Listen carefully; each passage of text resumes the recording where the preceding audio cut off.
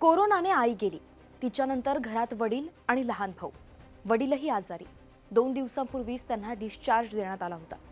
लहान भावाची सुद्धा जबाबदारी भरतवरच. भरत कुटुंबात एकटाच कमावणारा होता, पण त्याच्यावर सुद्धा काळाने घाला घातला. घाटकोपर वेस्टमधील गोळीबार रोड परिसरात राहणारा भरत राठोड हा मेडिकलमध्ये डिलिव्हरीचं काम करायचा.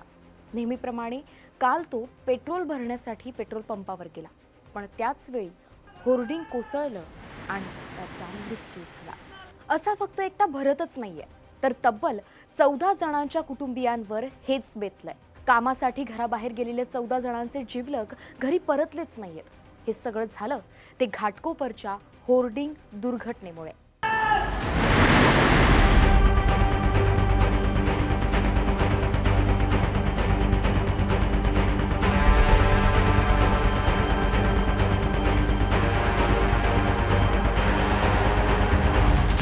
मेचा दिवस दुपारी 3:30 ते 4 दरम्यानची वेळ असेल. एकाएकीच मुंबईमध्ये धुळीचं वातावरण झालं. सोसाट्याचा वारा सुटला. झाडं जोरजोरात हलू लागली. वाऱ्याचा आवाज मनात धडकी भरवणारा. रस्त्यावरील गाड्या जागीच थांबल्या, कारण समोरचं काही दिसेनासच झालं होतं. त्यातच पावसाला सुरुवात झाली. मिळेल तिथे आसरा शोधण्यासाठी सगळ्यांनी सुरुवात केली. घाटकोपरच्या BPCL पेट्रोल पंपावर काही लोक आसरा घेण्यासाठी आले, तर काही पेट्रोल भरण्यासाठी. पण काही वेळातच या पेट्रोल पंपावर भीषण दुर्घटना घडली. पेट्रोल पंपालगत असलेलं मोठं होर्डिंग कोसळलं. जवळपास 250 टन वजनाचं हे होर्डिंग कोसळलं आणि त्यामुळेच एकच तारांबळ उडाली. होर्डिंग खाली तब्बल 100 जण अडकले होते.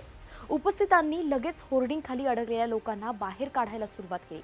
काही वेळातच बचाव पथक दाखल झालं आणि मदत कार्यही सुरू झालं. या घटनेत 87 लोक जखमी झाले. जखमींना उपचारासाठी राजावाडी रुग्णालय, HBT रुग्णालय, MJ फुले रुग्णालय आणि प्रकृती रुग्णालयात दाखल करण्यात आलं. त्यातील 42 जणांवर उपचार सुरू आहे. 31 जणांना उपचारानंतर डिस्चार्ज देण्यात आलाय. तर आतापर्यंत या घटनेमध्ये 14 जणांचा बळी गेलाय. 14 जणांचा मृत्यू झाल्याची माहिती आहे. जखमींच्या उपचारांचा खर्च सरकार करणार आहे. मृतांच्या कुटुंबियांना 5 लाखांची मदत सरकार करणार आहे. पण एक प्रश्न पडतोय, या 14 लोकांच्या मृत्यूला जबाबदार कोण? याच्या उत्तरासाठी होर्डिंग बाबतच्या काही गोष्टी माहिती असणं गरजेचं आहे. 1. हे होर्डिंग पूर्णपणे अवैध असल्याची माहिती चौकशीतून समोर आलेली आहे. या घटनेबाबत मुंबई महानगरपालिकेचे आयुक्त भूषण गगराणी यांनी यापूर्वी सांगितलं होतं की बृहन्मुंबई महानगरपालिकेनं म्हणजेच BMCनं होर्डिंग लावण्याची परवानगी दिली नसल्यामुळं हे होर्डिंग बेकायदेशीर आहे. दुसरं, हे होर्डिंग सगळे नियम धाब्यावर बसवून उभारलं गेलंय. होर्डिंगसाठी पालिकेनं परवानगी 40 बाय 40 स्क्वेअर फुटाची दिली आहे, पण हे होर्डिंग 120 बाय 120 स्क्वेअर फुटाचं होतं. म्हणजेच होर्डिंगचा आकार हा मनपा निकषांपेक्षा तिप्पट होता. तिसरं, हे होर्डिंग उभारण्यासाठी जी पायाभरणी करण्यात आली होती तीच मुळात कमकुवत होती. NDRFच्या माहितीनुसार या ठिकाणी किमान 7 ते 8 मीटर खोल पायाभरणी करण्याची आवश्यकता होती, पण इथे केवळ 3 मीटर पायाभरणी करण्यात आली होती. त्याचबरोबर पायाभरणीसाठी वापरण्यात आलेल्या सिमेंट कॉन्क्रीटचं मिश्रण सुद्धा हे कमकुवत होतं. उभारणीत झालेल्या चुकीमुळेच सोसाट्याच्या वाऱ्यामुळे हे होर्डिंग तग धरू शकलं नाही. महत्त्वाचं म्हणजेच या घटनास्थळाजवळ अजून असे 3 होर्डिंग आहेत. तर जागेबद्दल सांगायचं झाल्यास मुंबई महापालिकेकडून जारी करण्यात आलेल्या रिपोर्टमध्ये असं म्हटलंय की हे होर्डिंग GRPच्या जागेवर म्हणजेच स्टेट गव्हर्नमेंट रेल्वे पोलिसांच्या जागेवर उभारण्यात आलं होतं.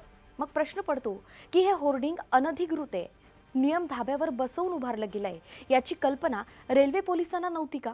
तर या होर्डिंगबाबत संबंधित व्यक्तींनी GRPला माहिती दिली होती असा दावा मुंबई महानगरपालिकेकडून करण्यात आलेला आहे.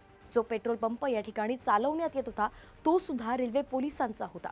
या ठिकाणाहून जमा करण्यात आलेला सगळा रेव्हेन्यू हा रेल्वे पोलिसांना आणि काही प्रमाणात पेट्रोल पंप मालकाला जात होता, अशी सुद्धा धक्कादायक माहिती समोर आलेली आहे. हे होर्डिंग उभं राहिल्यानंतर तरी रेल्वे पोलिसांनी काही कारवाई केली आहे का, हा प्रश्न अजून सुद्धा अनुत्तरित आहे. दरम्यान घाटकोपर होर्डिंग दुर्घटना प्रकरणी पंतनगर पोलीस स्टेशनमध्ये गुन्हा दाखल करण्यात आलाय. पेट्रोल पंप मालक भावेश भिडे आणि जाहिरात कंपनीच्या विरोधात गुन्हा दाखल करण्यात आलेला आहे. तर मुंबई महानगरपालिका डिझास्टर ॲक्ट अंतर्गत संबंधित कंपनी आणि रेल्वे प्राधिकरणाविरोधात सुद्धा गुन्हा दाखल केला गेलाय. या घटनेनं प्रशासन जागी झालेलं आहे.